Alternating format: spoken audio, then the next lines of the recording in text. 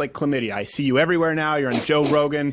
And I mean, it's complimentary. By the way, you got yourself checked, right, after the debate because you went in deep. What was it like for you, prepping, getting ready? What did you expect? We have Dinesh D'Souza on next, which we'll talk about with him. It was a big turning point in the Cenk thing because he always went low. What were you expecting?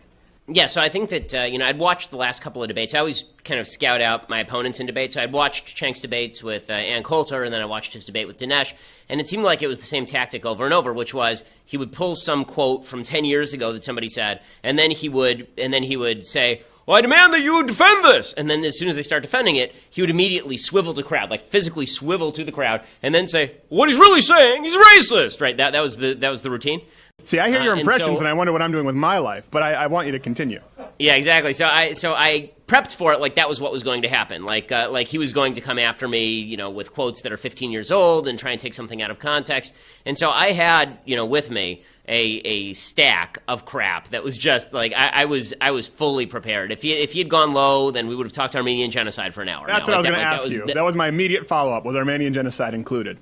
Yeah, I mean, that there was definitely material there. If he had called me an Islamophobe, I would have read quotes that he had stated about Islam back in 2005. Like, I really had prepped it, and so I was ready to go. And I think two things sort of threw him off. One was that in the green room, I was very cordial to him, but I don't think that would have mattered to him too much. I think that what really threw him off is that the last couple of times with Ann and with Dinesh, when he did those debates, it was definitely a majority Young Turks Army room, right? I mean, it was definitely his people, and so you can play to your people. When your people are there, you play to them. When he walked out, I mean, first of all, the crowd that showed up for my town hall was supposed to be like 300 people. They didn't move the room because it was 1,000 people who showed up. And then for the debate, they originally had it slated for a 1,000-person room, and 3,000 people showed up, and probably 2/3 of them were people who were fans of the show.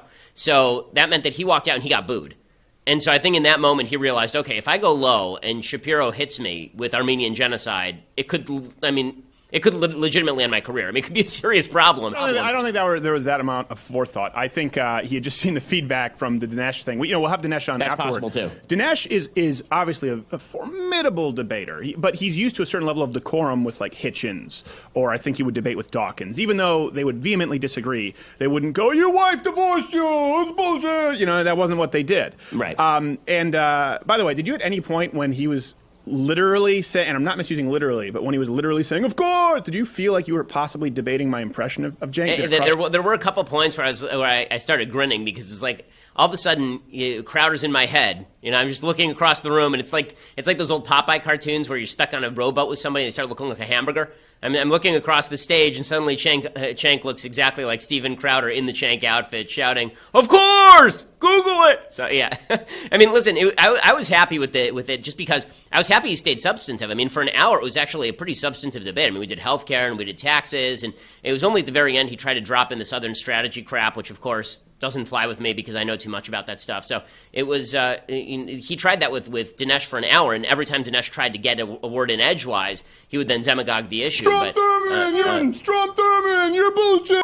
That was right, exactly. I think you were ready for this. I think a lot of people, there was even just 2 years ago, it was the era of, well, we're legitimate media, and so Young Turks were just seen as YouTubers, and now we know that they're every bit as big and influential as traditional media, so we've done our homework. So that, where you were prepared for it, you understood what it is that they brought to the table.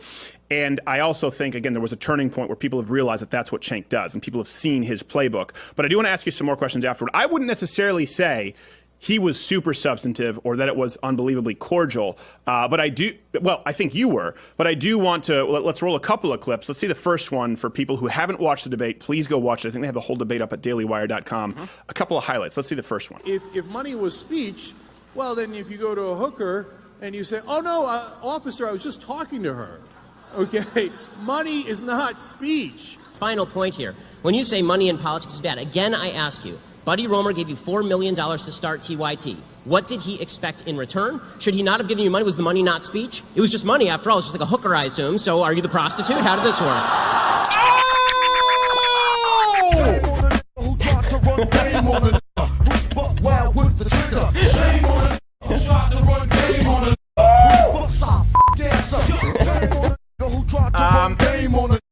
It is every bit as bad as I thought it would be. But that was I think it was substantial because he was trying, I wouldn't say getting personal, but again, trying to imply character flaws of manipulating elections, and you flipped that on him. So I think even when he was trying to present a somewhat cordial appearance. That wasn't what was really happening. For more proof, let's go to another clip. Naki Jared, are we ready? Yep. All right, let's go to the clip. If you want to get money out of politics and then you said the Young Turks cannot donate money to politicians, I'd say, of course, that's the whole point of getting money out of politics. Young Turks is super successful. We have 80 million uniques. It's wonderful. Do you think Bernie Sanders would care more if you gave him $10,000 or if you dedicated your entire network to kissing his ass for an election cycle?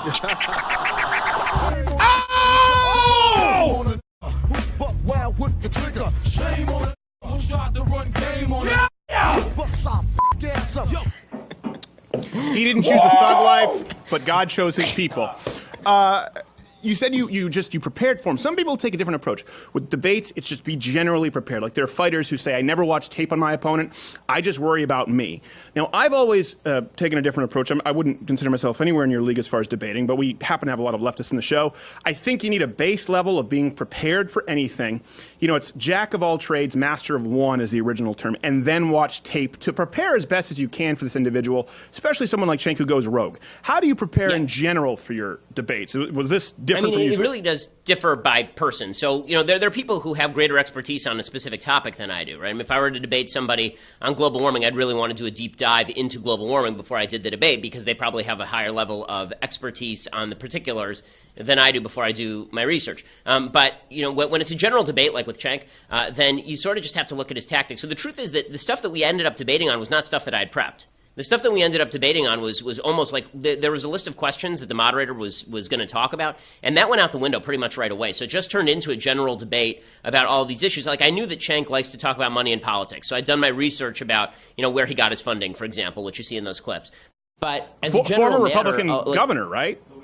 Louisiana. Was that? Wasn't it former Republican governor? Buddy Romer in Louisiana. And then I also mentioned, you know, right after I said that about him receiving money from Buddy Romer, I said, you know, are you in the pay of the Qataris? Also about Al Jazeera. Like I had, you know, I'd done the research on that sort of stuff because I figured that was going to come up. But most of the stuff I prepped didn't actually come up.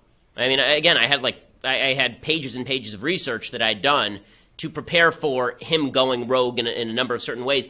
And when he didn't do that, then it just turned into sort of a normal political debate, and that's the stuff that's sort of my bread and butter. So normal political debate about issues like healthcare and tax rates, that's stuff that I can do off the top of my head because I've just been doing it for so long.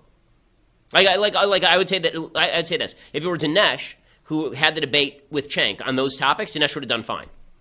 Right, like that. The it was meant to. The issue was he just went to prison and divorce. It really is. You know, Dinesh is a good boxer. Marcus of Queensberry rules, and the way that some of these debates are, they're just MMA. I mean, and it's fine when you go in fighting Conor McGregor thinking that it's going to be boxing rules, but you know, I recommend that if Conor McGregor is losing in the 11th round, that if he's going to lose anyway, he may as well just throw a roundhouse kick at Floyd Mayweather, knock him out, and then that's the end of the debate. So just to save face and say, you're a boxer, you'll do fucking nothing! You'll do fucking nothing! That's what he does. Wouldn't that be the greatest end to any match ever, though? Like, if they have this whole boxing match and McGregor's just getting his ass kicked because he's not a boxer, and then at the very end he's like, you know what, just screw it. Just screw it. And he just, Chuck Norris, roundhouse kick to the face, Mayweather goes flying out of the ring, and then he's unconscious, and you see the referee just go pick up his arm because he won. That'd be amazing. It'd be great TV. I also would pay to see you roundhouse kick Cenk. But, you know, he'd be wearing the proper headgear because we're civilized here. You know, it's odd. We've never once been invited to Politicon. Now, I do think that Cenk has specifically requested we not go, and I don't blame him after we showed up to Cenk's panel as Cenk. But I remember years ago when Lee Doran had a very small channel, Cenk invited him out to Politicon. It was in a room with like maybe 50 people. Same kind of thing. Got very personal. And what he tries to do is cut people off at the pass. Okay, right? This is what Republicans do when they say this, but really, and that's actually a very clever debating technique. It's the same thing in combat where you learn, okay, I'm going to step away from his power and counter. Same kind of issue. And he would hand pick people. There was a thing, he would pick on this channel when I had 50-something thousand subscribers. Couldn't get enough of it, apparently. And now it's like our name is Voldemort. He won't even speak of it. So when did you know that you were invited to Politicon? And was this a mutual decision, or did they just offer Cenk you and he accepted? No, so it was sort of mutual. So what happened is that I had done Politicon last year. I debated, or 2 years ago, I debated Sally Kohn, and that drew a big crowd and got some attention. And then this year, obviously, we've grown in size since then. I mean, we have a lot more followers since then. And so Politicon approached us, and they gave us a list of people, and they said, well, you can be on this panel or this panel or this panel, or you can do a debate. And I said, well, I'd obviously prefer to do a debate than a panel, because what the hell? And they gave us a list of people who to debate. And we were the ones who actually said, you know, if we're going to do this, give us Cenk. Let's do this thing. And then Cenk's people were like, yeah, that sounds good. And then if you noticed, like in the run up to it, he was so cocky. He was so cocky. I was well, like, I'm gonna mop the floor with him. In the run up to it, I didn't do what I think. Actually, if you remember the debate with Dinesh, he leads off by saying, well, Dinesh, you came in here and you say that you were going to kick my ass, right? I didn't do a lot of the kind of trash talking boxing match stuff beforehand. Instead, I basically said, let's have a cordial conversation. And that sort of forced Cenk into a corner a little bit, because now, if I'd said it's a boxing match, then he could come out and he could do the whole, you know, you say you're going to kick my ass, well, you're a jerk, you know, and instead, I had said, let's have a cordial conversation, and so it became, okay, who's the first person who's going to punch below the belt?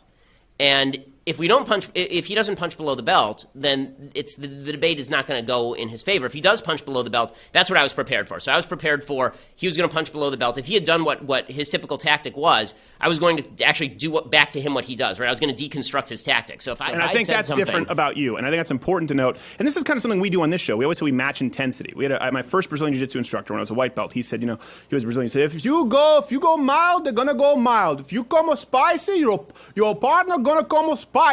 And that was we always learned. You know, you give and take, and so that's how a white belt rolls with a black belt. You don't hurt each other. He was also an Italian cook. No, that was what he said. You're gonna go spicy. So we fight.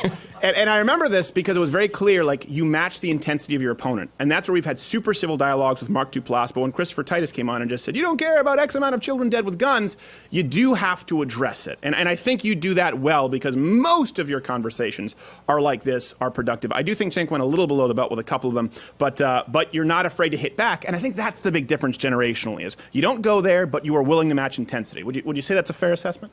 I do think that's a fair assessment. And I think that this is, I mean, not to get broader, but I think that this is one of the reasons that Trump won, is because there was a feeling like he's willing to not only match intensity, but go further than the intensity level that's necessary. And if you're on the right and you've been watching Republicans get kicked around for years, you figure, okay, who's going to punch back? Trump's the only one who's willing to match intensity, and we can't do the kind of Mitt Romney-esque, let's have a cordial debate routine when they're saying that you're strapping dogs to the top of cars and putting women in binders and putting you all back in chains. And so Trump never felt like that. So I think a lot of Republicans resonated to that, right? So I think that's sort of the same thing here. That's been my shtick for a long time, though, is the idea that if you go low, I'm happy to do that. I mean, that's been true ever